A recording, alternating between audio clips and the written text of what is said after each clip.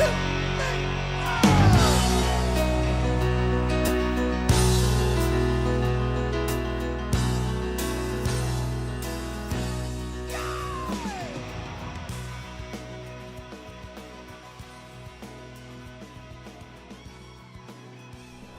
good morning. Welcome back to the broadcast of Retirement Network. I'm Jeff Snyder. This is BRN AM for Monday, July 25th, 2022. And our top story today, gas prices may be declining nationwide, but we've got some tips to save you money at the pump. Well, joining me now to discuss this and a lot more, Ben Preston covers automotive for Consumer Reports. Ben, so great to see you. Thanks so much for joining us in the program this morning. Thanks for having me. Okay, so, and I love the unbiased and objective perspective of Consumer Reports. I mean, CR is a very respected brand. Back in the day, I used to read Consumer Reports magazine whenever I bought something. So it's great to have you and Consumer Reports on the program. We're going to talk gas prices in this first segment. And in general, the reaction, reaction are you seeing? Here in Charlotte, the price of gas has gotten close to $5 just for regular gas. The price has come down, but just want to get your overall national perspective on gas prices. Locally, I think people around New York here, people are upset about the higher prices, but there are geopolitical forces at play here that we don't have any control over. And the best thing to do is just to sort of manage the situation as best we can. So how to save money on fuel is kind of where we're attempting to help people out. Yeah, a really good point. We can't control what we can't control. That people always say, don't focus on the things you can't control. Control the things you can't control. So let's talk about. You mentioned you live in New York. Gas prices are a little bit higher there, I think, for a lot of different reasons, which we can get into.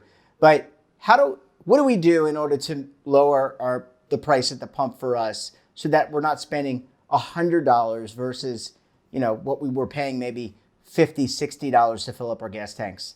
Well, I mean, the fuel bill is still going to be pretty high just because of what it costs per gallon to buy gas, but there are a number of ways that you can mitigate that. For starters, sort of planning out where you're going to go to get gas helps, because as you've noticed, the prices vary widely, even from block to block sometimes. So you can look at gas apps or even Waze or Google Maps or something like that to find out where around you is going to have the cheapest prices. So before you even head out, you can sort of plan out your fuel trips, your fuel stops, and get the best price. There are other ways you can save money on gas. A lot of people use Costco cards or Sam's Club and other kind of things. Many people look at those gas station credit cards where you can get so many cents off per gallon as a way to save money on fuel. And you can save a little bit that way, but that's how many cents per gallon. If you're going to save 3, 4, 5 cents per gallon, the bite of that goes down somewhat when the price goes from $3 to $5. It's going to be a smaller percentage. Whereas those Savings Club store cards tend to give you a percentage per gallon, however many percent it is, 2, 3, 4, 5%. You have to look at the particulars for each one. But those will give you better savings even as the price fluctuates. And they also have other perks too. You have to look into the particulars of each card, but there can be other perks, and you can actually save a lot of money on gas and other supplies. Prices on everything have gone up as inflation has ramped up over the past several months. Ben, let's talk about, you mentioned planning out when you're going to fuel up. What about planning your errands? So for example, I live in Charlotte, as I mentioned. If I'm going to go north of the city, I would think, and I want to get your perspective on this, I probably want to group my errands. So if I need to go to a Whole Foods or a Food Lion and I need to go to a Walmart, I do them near each other so I'm not traveling back and forth and therefore wasting gas. Yeah, that's a good point. I was going to get into that. Bundling your appointments Oh, no, Sorry. that's all right. Yeah. Sorry about that. Bundling your appointments is a great idea because if you're having to drive across town to one thing and then go to the other thing somewhere else, you might hit traffic. Traffic is back now, if you've noticed. So if you're grinding through traffic, you're using a lot more fuel. It's better to just go to one place, do all the things you got to do, and then come back home or to work or wherever you have to be. And the less driving around you have to do, the better. And let's face it, driving around, running errands isn't necessarily the most pleasant way to spend time. So you can save money there too. Yeah, yeah. I mean, I don't enjoy running errands. If I have to do them, I try to group them to execute them as quickly. Get in, get out is my motto. Ben, I want to ask you about car maintenance. We're going to talk about buying a car on the back end in the second segment, but I want to talk about car maintenance because I have to think that that's important here as well. Whether it's tire pressure, the engine regulation, maintenance, right? Those are important steps that you can control what you can control. Sure. Yeah. Making sure your car is tuned up and is getting the best fuel economy it can. Checking your tire pressure on a regular basis. I know that's one that has been drilled into us since a young age, but no, a lot of people just, whatever, tires, but it really does help to have your tires properly inflated. That'll affect your fuel economy. You can also think about how you drive. If you're speeding from light to light, you're going to use a lot more fuel than if you drive smoothly. And it's also, not as hard on your car. And then when you're out on the freeway, if you keep the faster you go, the more gas you're going to use, because as your speed increases, the wind resistance against the car increases exponentially. So you need more power to overcome wind resistance. And it doesn't seem like it would be that much because you press the pedal and the car goes, but the numbers tell a different story, and you're going to get much better fuel economy if you just kind of slow down and drive more mellow. Yeah, those jackrabbit, look, I'm guilty of that sometimes too. Those jackrabbit starts from sometimes sitting at a light, it's just not fun. You got some good tunes going, you're talking to your wife or partner, maybe your kids, and you just want to get from point A to point B. But you're absolutely right. Those jackrabbit starts, all they do right now is drain your fuel line, drain your gas. A lot of cars now have a little an indicator on the dash that tells you what your fuel economy is. You can kind of make a game out of it. I've been keeping an eye on mine. I'm like, oh yeah, I'm guilty of the same. Especially around here in the New York area, driving tends to be a little competitive. But I've really slowed it down because the numbers are telling me, hey, I'm getting better fuel economy when I drive more slowly and just with a lighter touch. Yeah, life's a learned experience. Last question for the segment before we go to a commercial.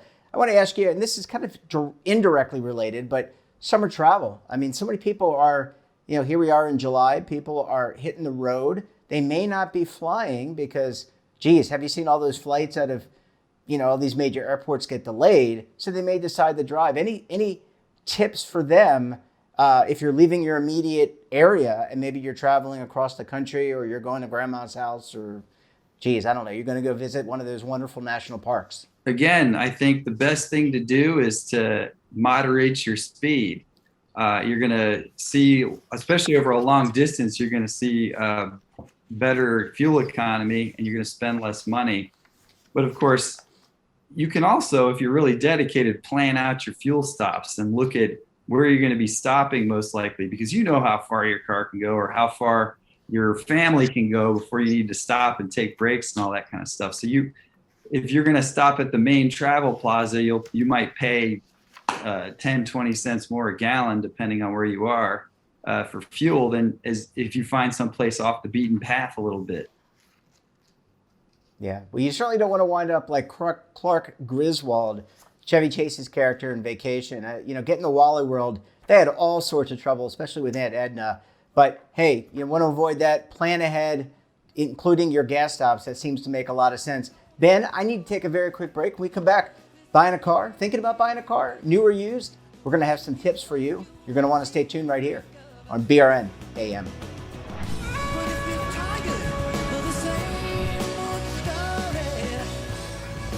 Imagine a new television network that will make you richer, healthier, and in control of your financial future.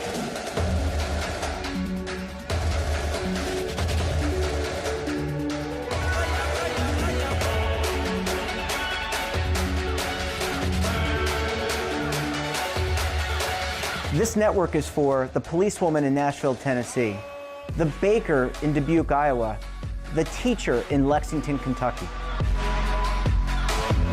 We want to make the idea of savings and retirement culturally relevant. But what do you see as a defining issue of the midterms? Especially for the smaller businesses. I mean, they are the lifeblood of the American economy.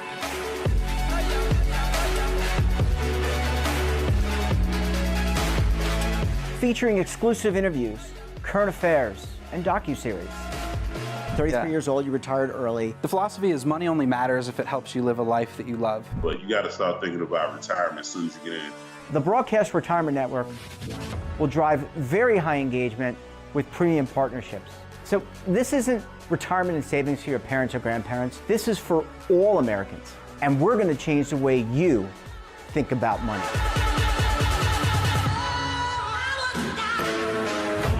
Welcome to the next frontier of retirement and savings. This is BRN, the Broadcast Retirement Network. Are you over 50? Would you like to get up to 33% more income in retirement? Then call now for this free book, Annuity Do's and Don'ts for Baby Boomers. This free book reveals little-known secrets about annuity strategies that will help you make the right choices before buying an annuity. Call right now for your free book, and as a bonus, we'll also throw in a free annuity rate report, both absolutely free for calling Annuity General today. Call 800-504-8194. Welcome back. We're talking this morning to Ben Preston of Consumer Reports, where he is an automotive writer. Ben, thanks so much for sticking with us this morning. No problem. Let's talk about car buying. Yeah. Okay. So out of the frying pan into the fire. I don't think I have to tell anybody who's watching this program, especially you who are contributing to it, it's a really difficult time to buy a new car and also a used car. It's really difficult to buy a used car right now because the prices are so high. As you've seen since the beginning of the pandemic, I think prices have gone up nearly 50% on used cars just because new car production has scaled back, and demand ramped up last year. So there's just not as much availability for new cars. Meanwhile, people need new cars. Rental car fleets are trying to replace what they have. So all that attention, all that demand has gone to the used car market. So what you're seeing is that cars that are only a few years old are selling for almost what they sold for new. And people are having to dig into cars that are 5, 6, 10 years old to get good deals on used cars right now. Yeah, and there are some challenges when you're buying a used car. There's a lot of challenges, whether it's new or used, right? Making sure that if you hold a car for a longer period of time, being aware of some of the safety ramifications, but also the fuel ramifications that we were talking about before. A car that is 5, 7, 8, 9, 10 years old may not be, if it has not been maintained, Ben, it may not be as fuel efficient as it was when it first rolled off that assembly line. I think the biggest drawback about buying older cars, I mean, the obvious one is that it may have maintenance issues that you can't see. But one of the bigger issues is that you're not going to have the same safety equipment that a new car has. Like most new cars come with active safety features that prevent crashes. You've probably noticed that fuel economy figures have been going up. More cars now using turbocharged and hybrid powertrains to get more miles out of a gallon of fuel. But there are ways to find new cars that meet your needs. First of all, sorry, go ahead. No, I was going to say, and you were going into it and I cut you off. How do we find a car that meets our needs? I'll tee it up perfectly Sure. for you. I'm sorry for interrupting. Sure. First of all, when you're looking for a new car, you have to be realistic about the availability of new cars right now. So you have to say, well, this is what I want, but maybe there are other cars that meet my needs that aren't exactly what I want. So that goes for both the type and the brand or model. So let's say you're looking for a small SUV. You might want one of the more popular models, but you could go for something that's a little more off the beaten path that will meet your needs, but might have better availability. We've also found that front-wheel drive versions of small SUVs tend to be easier to get hold of, and small sedans as well tend to be easier to get hold of, because SUVs have become so much more popular over the past several years. Sedans they're not as sought after. So you might be able to find maybe not deals, but availability.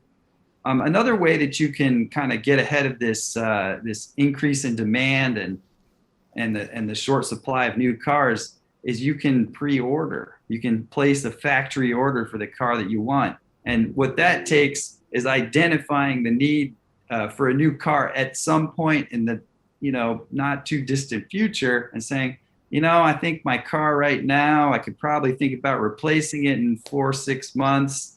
Maybe I'll get the ball rolling now. And if you place a factory order, it could take anywhere from 3, 6 weeks, 4 months, 5 months. I don't know. It depends on the manufacturer, but it could take a while. So you have to kind of plan ahead there.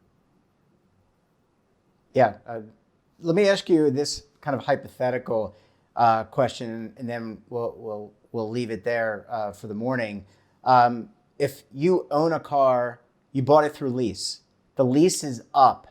It used to be advantageous to go to the dealer, and the dealer would try to get you into a new car. Is it worth buying the car off of lease, or do you extend the lease? I mean, there's lots of different, and of course it varies by manufacturer, but has perspective changed? Because a lot of those secondary cars, you might be able to get a good deal on a new car because your car may have low mileage or maybe in a good condition. So is it worth exploring that before you turn the car back in and buy a new car? That's a great question. When they calculate the lease terms at the beginning of the lease, the numbers are all based on what the car is projected to be worth 2-3 years from now, from this point.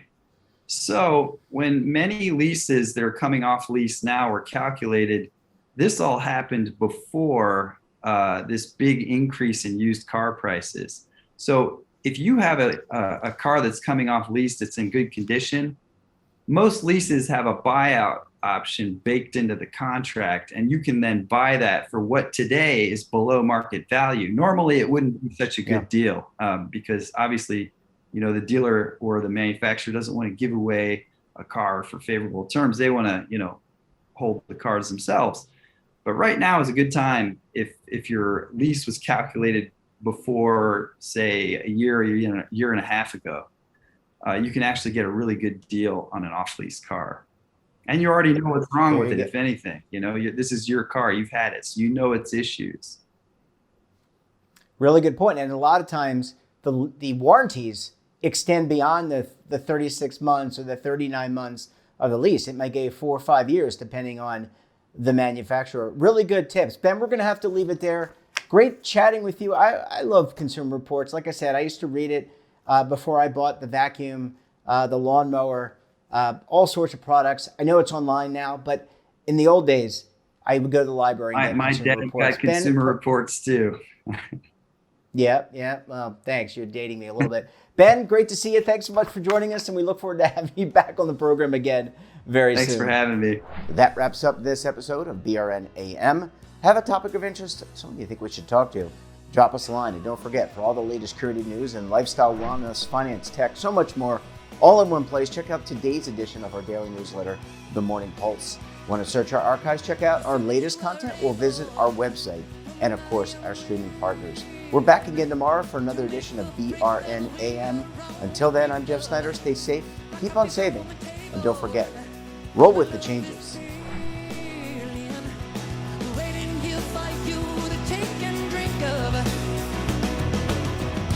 Even if you're tired of the same old